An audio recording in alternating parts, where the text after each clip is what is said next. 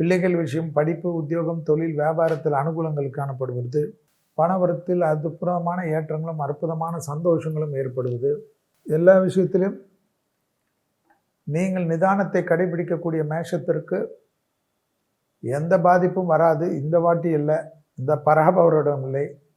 தமிழ் ஒரு 60 வருடத்திலும் உங்களுக்கு அதுதான் ஒரு தியரி.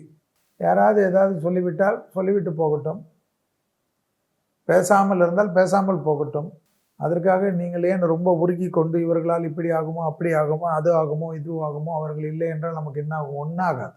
மேஷத்தின் உறவை விட்டவர்கள் கெட்டார்கள் என்பது சரித்திரம். தலையாய ராசி, முதல் ராசி.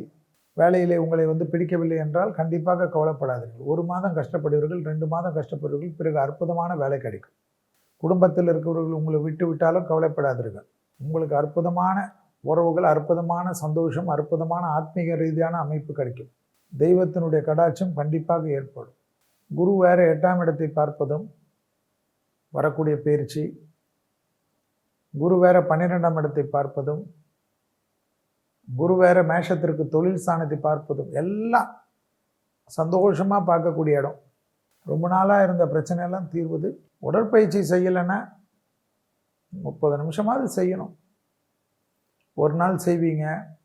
கொஞ்சம் நண்பர்கள், உறவினர்கள் என்று சுற்றி சந்தோஷமாக இருங்கள். பெரும் வெற்றி கிடைக்கும்.